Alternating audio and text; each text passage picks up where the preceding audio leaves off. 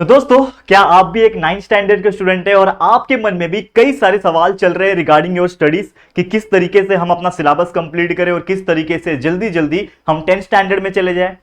आपके मन में और भी बहुत सारे सवाल आ रहे होंगे, जैसे कि बोर्ड एग्जाम्स कैसे होते हैं, क्या होता है, क्या हमारे भी बोर्ड एग्जाम्स होंगे नहीं होंगे, एंड आपका आगे जाके करियर आप क्या बना सकते हो, आगे जाके कौन से स्ट्रीम को सिलेक्ट कर सकते हो, कैसे सब्जेक्ट चूज करना है। ये सभी टॉपिक्स अगर आपके मन में चल रहे हैं, सभी डाउट्स चल रहे हैं ना, तो दोस्तों ये जो वीडियो है ये आप लोग के लिए बहुत ज्यादा इंपॉर्टेंट होने वाला है। नमस्कार दोस्तों, मैं हूं राहुल जायसवाल एंड आपका स्वागत है हमारे इस बेहतरीन से खूबसूरत से चैनल में जिसका नाम है JR ट्यूटोरियल्स। तो चलिए शुरुआत करते हैं। ये वीडियो बनाने का मकसद सिर्फ इतना क्लियर है क्योंकि देखो बहुत सारे बच्चे ऐसे हैं जो मुझसे इंस्टाग्राम पे जुड़े हुए हैं। अगर आपने अभी तक मुझे फॉलो नहीं किया है तो आप मुझे फॉलो कर सकते हैं, लिंक मेरा डिस्क्रिप्शन बॉक्स में दिया हुआ है। मेरे दो अकाउंट है, एक पर्सनल आईडी है और एक हमारा ऑफिशियल JR ट्यूटोरियल का पेज है। आप दोनों भी अकाउंट फॉलो कर सकते हो। और देखो ये मैं क्यों बोल रहा हूं, क्योंकि बहुत सारे जो कमेंट्स आते हैं जो यूट्यूब पे आप लोग करते हो, ये सभी कमेंट्स को रीड कर पाना it is next to impossible, because you know that 1.5 million subscribers है। अगर एक दिन में 10,000 लोग भी करेंगे, 15 लाख में से सिर्फ 10,000 लोग भी करेंगे कमेंट, तो सबके रीड करना नामुमकिन की बात है। मतलब कोई रोबोट तो है नहीं हम लोग। तो इसके लिए मैंने इंस्टाग्राम आईडी दे रखा है क्योंकि वहां पे कम लोग हैं। वहां पे लगभग अभी आज के डेट में जो वीडियो बना रहा हूं लगभग 45-46,000 ही सब्सक्राइबर्स है, मतलब फॉलोअर्स है। तो वहां पे जब आप मुझे मैसेज करोगे या फिर मेंशन करोगे तो मुझे जल्दी ईजी होता है, मैं रीड कर पाता हूं उस चीज को। तो आपका अगर कुछ भी कंसर्न है, डाउट्स है ना, तो आप सबसे पहले मुझे इंस्टाग्राम पे भेजो। मैं ऐसा नहीं बोल रहा हूं कि आप कमेंट करना छोड़ दो, यूट्यूब पे जितना हो सके कमेंट करोगे, क्योंकि मैं हर 2-3 दिन पे 4 दिन पे आप लोग के कमेंट्स को पूरा रीड करने की कोशिश करता हूं। तो आप सबसे पहले YouTube पे जो आपको कमेंट करना है, जो भी आप मुझे पूछना चाहते हो, आप इसी कमेंट सेक्शन में जितने भी हमारे वीडियोस देखते हो उसके कमेंट सेक्शन में पूछ सकते हो। लेकिन हमारा जो इंस्टाग्राम हैंडल है वो भी आपके लिए खुला हुआ है, बस इतना मुझे बोलना था। तो कुछ बच्चों का मुझे मैसेजेस आए थे कि सर 9th में है हम लोग, अभी कुछ 2-3 महीने के अंदर हमारा 9th स्टैंडर्ड कंप्लीट हो जाएगा, तो कुछ डाउट्स है, वो आप प्लीज एक बार एक छोटा सा वीडियो बना के क्लियर करो। तो ये जो वीडियो है एक छोटा ही वीडियो होगा जिसमें बहुत सारी चीजें हम बात करेंगे आपके स्टडीज पॉइंट ऑफ व्यू, आपके exam point of view and आपके फ्यूचर आइडियाज एंड उसके पॉइंट ऑफ व्यू। ठीक है, तो कुछ चीजें जो यहाँ पे आप देख पा रहे हो, जो मैं आपके लिए लेकर आया हूं यहाँ पे, जो कि मैं आपको बताने की कोशिश करूंगा। तो सबसे पहले अगर मैं बात करूं यहाँ पे, अगर आप ध्यान देना, स्टडी की बात करूं, ठीक है ना, ये जो स्टडी जो चीजें हैं, अब स्टडी के रिगार्डिंग जो 9th के बच्चे होंगे उनको भली बात ही पता होगा कि जस्ट आज से, ये जो वीडियो आप देख रहे हो आज से लगभग एक हफ्ते पहले के वीडियोस देखना, सिर्फ एक हफ्ते पहले के वीडियोस, इसमें आपको बहुत सारे स्ट्रैटेजी 9th स्टैंडर्ड के और 9th स्टैंडर्ड के प्लानिंग के वीडियोस आपको देखने मिल जाएंगे। तो अगर आप चाहते हो कि मैं आपको बताऊं कि आप किस तरीके से अपने फाइनल एग्जाम्स की तैयारी करो, तो स्ट्रैटेजी वीडियो और प्लानिंग वीडियो, ये दोनों ही वीडियो मैंने तैयार कर रखा है। इसके अलावा क्या है आपके लिए, जैसे कि आप जानते हैं कि पूरा एंटायर सिलेबस, आपका जितना भी चैप्टर्स होते हैं, ये पूरा सिलेबस हमने पढ़ा रखा है, हमारे इसी चैनल JR ट्यूटोरियल्स के ऊपर अपलोडेड है। तो आप जो भी सब्जेक्ट पढ़ना चाहते हो, जो भी चैप्टर्स पढ़ना चाहते हो, आप आराम से उसको यूट्यूब पे सर्च कीजिए। हमारे चैनल के अंदर प्लेलिस्ट भी हमने बना रखा है जो कि आपको हेल्प करेगा आपके चीजों को, यानी कोर्सेज को या फिर जो लेक्चर्स होते हैं उसको ढूंढने के लिए। तो प्लीज उसको एक बार चेकआउट जरूर से करना, ठीक है। अब एक और चीज आ जाती है कि सर स्टडी हम कैसे करें, कि 9th स्टैंडर्ड में जो बच्चों का डाउट था मैं वो बता रहा हूं। 9th स्टैंडर्ड में हम ज्यादा मार्क्स लाए, कम मार्क्स लाए, और क्या हम अगर बहुत कम मार्क्स लाते हैं, बाई चांस हमारे कम मार्क्स आते हैं, तो इससे हमारे बोर्ड एग्जाम में फर्क पड़ेगा क्या, और अगर हम 9th स्टैंडर्ड में बहुत अच्छे मार्क्स लेकर आते हैं हमारे बोर्ड एग्जाम में क्या फर्क पड़ेगा उसका। तो ये दोनों चीज का जवाब मैं शॉर्ट में देना चाहूंगा। देखो सबसे पहले जो बच्चे ये सोच रहे हैं कि जिनका मतलब बिलो एवरेज स्कोर आता है, यानी कि वो कभी भी 60-70% के ऊपर नहीं आ पाते, मतलब वो एक बिलो एवरेज स्टूडेंट है, तो उनके लिए मैं बोलना चाहूंगा कि देखो पहली बात तो ये है कि 9th स्टैंडर्ड का जो भी मार्क्स है, फाइनल मार्क्स है, कोई भी मार्क्स है, वो आपके 10th में इंप्लीमेंट नहीं होता। ये बच्चों पता नहीं क्यों कहां से क्वेश्चंस लेकर आते हैं कि यार 9th का मार्क्स 10th में आता है, कि यार क्यों आएगा, 9th अलग स्टैंडर्ड है, 10th अलग स्टैंडर्ड है, बिल्कुल अलग स्टैंडर्ड है। इवन 10th का तो ऐसा है कि आपके जो फाइनल एग्जाम यानी बोर्ड एग्जाम होते हैं उसी का मार्क्स होता है, आपके यूनिट टेस्ट वगैरह का मार्क्स भी कंसीडर नहीं होता आपके 10th वाला, ठीक है ना। तो वो टेंशन निकाल दो आपके माइंड से कि भाई आपका जो भी 9th स्टैंडर्ड में परफॉर्मेंस रहेगा वो 10th से फर्क नहीं पड़ेगा, यानी 10th के बोर्ड एग्जाम में मार्क्स से फर्क नहीं पड़ेगा। हाँ, एक चीज का फर्क ये पड़ेगा, अगर आप मान लो कि जो बिलो एवरेज स्टूडेंट हो, अगर आप 50% ला रहे हो, 60% ला रहे हो, तो मैंने आपको एक फंडा बताया था बहुत पहले, अगर आपको याद होगा, तो मैंने आपको बताया था मेरे खुद 9th स्टैंडर्ड में मुझे मिले थे 75%। 9th स्टैंडर्ड में आई स्कोर 75% और 10th में मुझे मिले थे, मैं आपको मेरा बता रहा हूं, 10th में मुझे मिले थे 82%, .82 मिले थे, बराबर 82%, ठीक है। तो कहीं ना कहीं अगर आप देखोगे 9th से 10th में आते आते मेरे को कम से कम 5 और 2 7% का इंक्रीमेंट मिला, यानी कि जब मैं 9th स्टैंडर्ड से 10th स्टैंडर्ड में आया तो मेरा मार्क्स यानी मेरा जो परसेंटेज है वो बढ़ा। तो मैं ये चीज हमेशा से बोलता आ रहा हूं कि जो भी आपके 9th स्टैंडर्ड में परसेंटेज आते हैं उससे ज्यादा परसेंटेज आपके 10th बोर्ड में आते हैं, क्योंकि ऑब्वियसली वो बोर्ड है तो आप उसमें ज्यादा मेहनत करोगे। लेकिन ये मैं क्यों बता रहा हूं, क्योंकि अगर आप 9th में हो और अभी आपके पास फाइनल एग्जाम्स बचा हुआ है, सेकेंड यूनिट टेस्ट बचा हुआ है, फाइनल एग्जाम बचा है, तो इसमें इतना मेहनत कर लो कि आप एटलीस्ट 80-85 स्कोर कर लेना। अगर आप 80 निकाल रहे हो तो कहीं ना कहीं आप 10वीं में 85-90 तक पहुंच सकते हो, तो ये आपका एक इंक्रीमेंट हो सकता है। जो बच्चा ऑलरेडी 90 निकाल रहा है, 95 निकाल रहा है, उनको तो मैं बोलना चाहूंगा कि ऐसे ही कंसिस्टेंसी बनाए रखना ताकि 10th में भी इससे बेटर मिले। ठीक है, तो अपने आप पे काबिल भरोसा रखना कि भाई मेरे अगर 70 आ रहे तो मैं 10वीं में 80 ला सकता हूं, पर उसके लिए आपको 70 निकालने पड़ेंगे 9वीं में। आपको 9वीं जो है, जैसा मैं हमेशा बोलता हूं, 9 is nothing but the base of 10th standard. इसमें जो अलजेब्रा है, ज्योमेट्री है, उसी का एडवांस वर्जन है या 10th स्टैंडर्ड। जो 9th में आप साइंस सब्जेक्ट पढ़ रहे हैं उसी का एडवांस वर्जन है ना 10th, थोड़ा सा और डीप में चले जाता है चीजें। तो अगर आपने 9th अच्छे से पढ़ा हुआ है, मैं क्यों बोल रहा हूं कि आपको अच्छे से स्टडी करना चाहिए, मैं क्यों यहां पे टॉपिक लिख के रखा हूं यहां पे, ताकि मैं भी चाहता हूं कि बच्चे ज्यादा से ज्यादा पढ़ाई करो, 9th स्टैंडर्ड में अच्छे अच्छे परसेंटेज निकालोगे। जितना करोगे उतना आपका बेस क्लियर होगा, कंसेप्ट स्ट्रांग होगा 9th में, उतना अच्छा आपका 10th का परफॉर्मेंस आएगा। ये चीज आपके स्टडी पॉइंट ऑफ व्यू यहां पे मैंने क्लैरिटी के साथ देने की कोशिश की, और उम्मीद करता हूं कि जो बच्चा कंफ्यूज था कि क्या मेरे मार्क्स कैरी करते हैं, स्टडी कैसा करना है, ये आपको क्लियर हो गया। स्टडी तो बेहतरीन से ही बेहतरीन करना है, इतना मुझे बोलना था। ओके, ये एक चीज हो गया। नेक्स्ट है यहाँ पे आइडिया। अब ये आइडिया क्या है, बच्चे एक मुझे कमेंट किया था कि सर आइडिया वीडियो बना दो। ये आइडिया वीडियो क्या होता है, देखो बेसिकली उसका सवाल क्या था मुझे याद नहीं है, नहीं तो एक बच्चे ने तो मुझे मेल किया था कि सर मेरा नाम लेना अगले वीडियो में। तो देखो मेरे को याद नहीं रहता नाम, टू बी ऑनेस्ट, मतलब मैंने लिखा नहीं था उसका नाम, तो बस मुझे इतना याद था कि उसने क्वेश्चन क्या पूछा था। तो 2-3 बच्चों का मुझे आया मेल और 1-2 बच्चे का मुझे इसी टॉपिक पे कमेंट आया इंस्टाग्राम पे, जब मैंने आस्क क्वेश्चन करके पूछा था। तो उसने बोला था कि सर 9th के बाद ना समझ में नहीं आ रहा कि क्या करो, मतलब एक आप आइडिया बता दो हमें, एक बेसिक रियलाइजेशन बता दो कि क्या होता है दुनिया में। तो देखो सबसे पहले अगर आप एक 9th स्टैंडर्ड के स्टूडेंट तो आपको पता है कि आप कुछ भी कर लो, 9th के बाद आपको 10th करना ही है।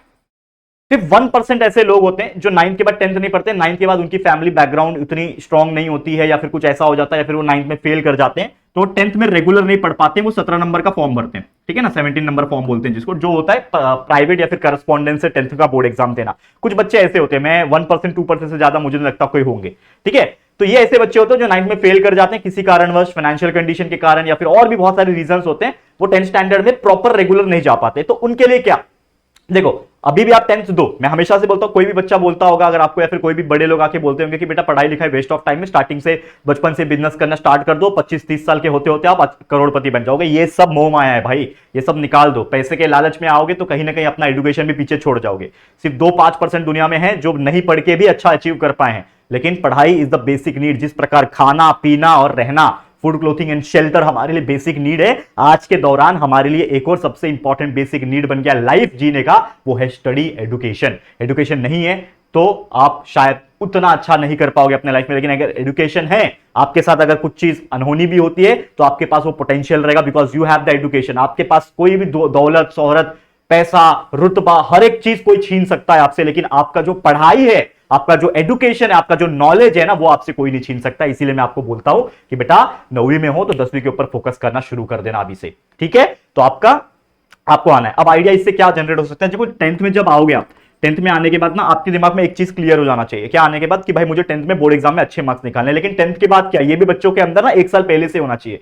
तो आप मान लो कि आपका साइंस सब्जेक्ट बहुत अच्छा है और आपको लगता है कि आगे जाके मुझे डॉक्टर, इंजीनियर या फिर इस प्रकार की चीजों में जाना है, तो आप जरूर से साइंस स्ट्रीम सिलेक्ट करना 11th में आ जाओगे तो। इसके ऊपर मैंने कई सारे डिटेल वीडियो बना रखे हैं कि आपको कैसे स्ट्रीम को या फिर कैसे सब्जेक्ट्स को सिलेक्ट करना है आपके 11th स्टैंडर्ड में। तो इसके वीडियोस है ऑलरेडी, आप सर्च करोगे ना हमारे चैनल का नाम डाल के, JR टॉक्स भी हमारा जो स्पेशली करियर गाइडेंस का चैनल है, आप जानते हो हमारा एक और चैनल है JR टॉक्स करके, तो उस पर चले जाना। उस पर कई सारे ऐसे करियर गाइडेंस के वीडियोस है कि IAS क्या होता है, IPS क्या होता है, करियर गाइडेंस के ऐसे बहुत सारे वीडियोस मिलेंगे, तो चले जाना। मैं आपको यहां पे लिख के दे देता हूं कि चैनल का नाम हमारा है JR टॉक्स। काफी दिनों से मैंने इस पे वीडियो नहीं डाला, लेकिन बहुत सारे वीडियो ऑलरेडी 100-150 वीडियो बना के रखे हैं जो आपके लिए काफी होंगे। ठीक है, अब ये तो आपको क्लियर हो गया कि आइडिया क्या है कि 9th स्टैंडर्ड के बाद आपको अपने 10th का फोकस करना है, और 10th के बाद आपको ये डिसाइड करना है कि आपको कौन से स्ट्रीम में जाना है। आपको साइंस में जाना है, आपको कॉमर्स में जाना है, या फिर आपको आर्ट्स लेना है। अब छोटा छोटा मोटा मोटा ऊपर से बताओ, साइंस में डॉक्टर इंजीनियर बनना है, साइंस कर सकते हो। कॉमर्स में चार्टर्ड अकाउंटेंट, CS बनना है, कंपनी सेक्रेटरी बनना है, तो आप कॉमर्स कर सकते हो। आर्ट्स में अगर आपको रिसर्च फील्ड में जाना है, जैसे कि ये आर्कियोलॉजिकल रिसर्च होता है, या फिर आप पॉलिटिशियन बनना चाहते हो, आपको हिस्टोरियन बनना है, हिस्ट्री की इंफॉर्मेशन लेनी है, तो आप आर्ट्स ले सकते हो। टीचर बनना है तो आप आर्ट्स सकते हो। वैसे तो देखा जाए तो आजकल टीचर हर एक फील्ड से कोई भी बन सकता है। जैसे मैं खुद एक साइंस स्ट्रीम का मैं इंजीनियर बन रहा हूं, I am engineer, automobile engineer, but I am a science teacher, because मेरे को वो चीज पसंद है करना। ठीक है, अब ये हो गया। अब करियर की बात भी जैसे मैंने बोला कि बच्चे अभी से ही नहीं सोचते हैं। जैसे मैं जब 10th स्टैंडर्ड में था, मुझे पता ही नहीं था कि यार करियर में होना क्या है, क्योंकि मेरे को बस इतना बचपन में हम लोग सवाल पूछते थे तो हम इतना बोलते थे कि मुझे डॉक्टर बनना है, इंजीनियर बनना है, लेकिन उतना पता नहीं चलता था ना यार कि प्रोसीजर क्या होता है। लेकिन आज आपके पास प्रोसीजर है। जैसे कि आप मान लो ये इसमें से कोई सिलेक्ट कर लोगे। जैसे अगर आपने साइंस जो है वो सिलेक्ट कर लिया, आपने 11वीं और 12वीं किससे पढ़ाई किया? साइंस से पढ़ाई किया। तो ये बहुत इंपॉर्टेंट चीज है कि आपको पता होना चाहिए कि साइंस में आगे पढ़ाई करने के बाद ऑप्शंस क्या होते हैं। जैसे मान लो कि आपको इंजीनियरिंग करना है, ठीक है, मान लो आपको नीट अपना डॉक्टर बनना है, यानी डॉक्टरी लाइन में जाना है, चाहे वो एमबीबीएस हो, बीएचएमएस हो, या जो भी हो, डेंटिस्ट हो, या फिर जो भी हो। तो इंजीनियरिंग करने के लिए आपके, अगर महाराष्ट्र से आप पढ़ रहे हो तो आपके पास एक ऑप्शन है जिसको हम लोग बोलते हैं एमएसटी सीईटी।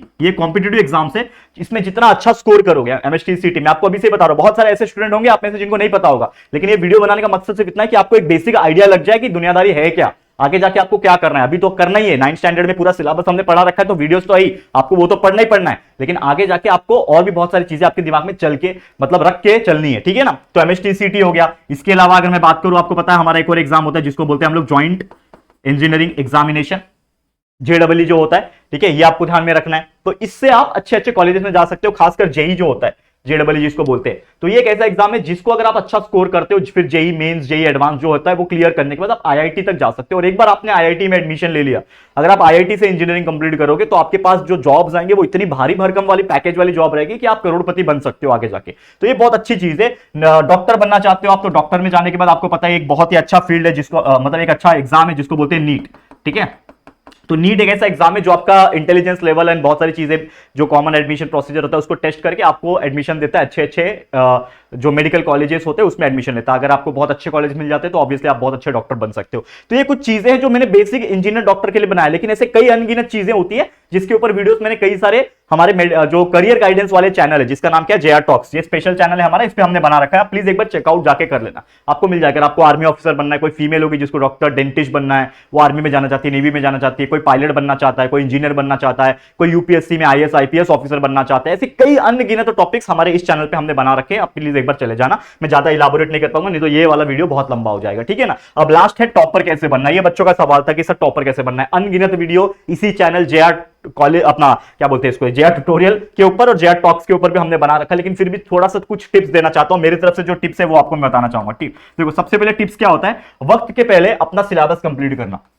जैसे मान लो कि आपको पता है एक चीज क्या, कि आप टॉपर कब बन सकते हो, जब आपको हर सब्जेक्ट का एटलीस्ट 90% पढ़ के हो गया हो, और उसी 90% में से अगर आपके एग्जाम्स में क्वेश्चन पेपर डिजाइन हो रहे हैं तो वो 90% जो क्वेश्चन पेपर है उसमें से आप, क्योंकि ऑप्शन तो मिलते ही है, तो वो पूरा पूरा अटेम्प्ट कर रहे हो, तो हर सब्जेक्ट में आप लगभग 99-95% स्कोर कर पा रहे हो, तो आप टॉपर बन सकते हो। ये सबसे पहला गुरु मंत्र है। तो आपको सबसे पहले क्या करना पड़ेगा भाई, अपना सिलेबस जितना हो सके पढ़ के कंप्लीट करो। और सिर्फ सिलेबस पढ़ के कंप्लीट करना नहीं होता, उसको समझना होता है। समझने के लिए आप क्या कर सकते हो, जो भी हमने लेक्चर वीडियोस बना के रखे, या फिर अगर आप ऑफलाइन से पढ़ते हो, स्कूल जा रहे हो, उधर से समझ में आ रहा है, ऑफलाइन क्लासेस जा रहे हो, वहां से समझ में आ रहा है, तो लेक्चर्स अटेंड करना, तभी तो आपको उसका कंसेप्ट समझेगा। तो वो बहुत इंपॉर्टेंट है, चाहे वो ऑनलाइन की बात करो, यूट्यूब की बात करो, चाहे ऑफलाइन की बात करो, ये टॉपिक वाइज आपको पूरा समझ के लेना पड़ेगा। उसके अलावा आप उस चीज को बाय हार्ट करने बैठोगे। अब बाय हार्ट कैसे करना है, मैंने आपको बहुत सारी चीजें बताई। जैसे एसएसटी सब्जेक्ट्स होते हैं, बहुत सारे बच्चे उसको नहीं समझ पाते, तो आपको पहले वीडियोस देखने पड़ेंगे, समझ में आ गया, अब उसको आप बाय हार्ट करोगे। बाय हार्ट कैसे करोगे, बहुत बड़े बड़े आंसर्स होते हैं तो आप उसको पूरा याद मत करो, आप उसको बुलेट पॉइंट्स में तोड़ दो, टुकड़े टुकड़े में तोड़ दो। हाँ, सबसे पहला पॉइंट ये एक लाइन का हो गया, एक बुलेट पॉइंट्स एक लाइन का हो गया, ऐसे 3-4 लाइन की चीजों को तोड़ दो। आपको क्या हो जाएगा ना, चीजें आसान लगने लगेगी। मतलब क्या होता है कि अगर एक क्वेश्चन बहुत बड़ा एक पेज का आंसर है, वो पेज के आंसर को मुझे ऐसे थ्योरी पॉइंट ऑफ व्यू याद करना पड़े तो बहुत कंफ्यूजिंग लगता है, लेकिन अगर एक एक पॉइंट वाइज मुझे याद करना पड़े तो उस पॉइंट वाइज को याद करने में भले मुझे ज्यादा टाइम लग जाएगा, लेकिन वो चीजें दिमाग में जल्दी एंटर करेगी और हमको याद भी रहेगा। अच्छा, पॉइंट नंबर 1 ये था, पॉइंट नंबर 2 ये था, पॉइंट नंबर 3 था। तो इस प्रकार से चीजें आपको ना ज्यादा अच्छी तरीके से याद रहेगी। तो कुछ कुछ चीजें हैं। मैथ्स में भी सेम टॉपिक आप पहले कंसेप्ट समझ लो, फिर उसी हर टॉपिक के मैथ्स आपके टेक्स्ट बुक में जाओ और हर टॉपिक के हिसाब से आप एग्जांपल्स निकालो। प्रैक्टिस सेट में जाओ, उसके एग्जांपल्स निकालो। भाई ये पढ़ा, अच्छा ये पढ़ा, ठीक है, ये इसका टॉपिक ये आ गया, तो ये टॉपिक आ गया, अच्छा इसके ऊपर क्वेश्चन, ऐसे क्वेश्चन पूछते हैं, ठीक है, ये क्वेश्चन सॉल्व किया। अगर जहां पे अटक रहे हो वीडियोस देख सकते हो, सॉल्यूशंस देख सकते हो, जो भी है, लेकिन आपको ईमानदारी से करना पड़ेगा। तो ये कुछ 3-4 चीजें जो आपके मन में चल रही थी, जो मुझे लगा कि आपको समझ में आनी चाहिए, और आपके मन में जो दुविधाएं चल रही थी कि मुझे अगला प्रोसीजर क्या करना है, मैं क्या करूं, तो देखो ये सब चीज का सवाल मैंने यहाँ पे, सवाल का जवाब जो है मैंने यहाँ पे देने की कोशिश की है। अगर फिर भी आपके मन में कुछ भी डाउट्स रह गए हैं, कुछ सवाल रह गए, तो please let me know in the comment section. ये जो कॉमेंट सेक्शन है आपके लिए खुला हुआ है, यहाँ पे भी कॉमेंट कर दो, और साथ ही में मुझे इंस्टाग्राम पे मैसेज आप करके रखो, या फिर मेंशन कर सकते हो, टैग करोगे तो ज्यादा जल्दी समझ में आता है। ठीक है, चलो फिर यार इसी के साथ ये वीडियो मैं एंड करना चाहता हूं। उम्मीद करता हूं कि आपकी चीजें जो है वो थोड़ी बहुत क्लियर हो गई होगी। तो मैं ज्यादा वीडियो नहीं बनाना चाहता, बड़ा वीडियो, ताकि सिंपल तरीके से आपको ये चीज समझ में आ जाए। बस इतना ही बोलना चाहूंगा। अगर आपके मन में कुछ डाउट्स है, let me know in the comment section. Video पसंद आए तो लाइक कर देना। मैं चाहता हूं जितना हो सके आप लाइक करो, ताकि हमारे वीडियो को रीच मिले। एंड प्लीज कमेंट करो, एंड प्लीज अपने दोस्तों को शेयर करना। हो सकता है जितने भी आपके 9th के दोस्त होंगे शायद कुछ कंफ्यूजन में होंगे, तो please share this video to the maximum people. And first time channel पे आए हो यार, तो फटाफट से हमारे इस चैनल को सब्सक्राइब करके बेल आइकन को भी प्रेस कर देना, ठीक है। चलो गाइस, फिर जल्दी मिलेंगे फिर एक और न्यू वीडियो में। तब तक के लिए thank you and good bye.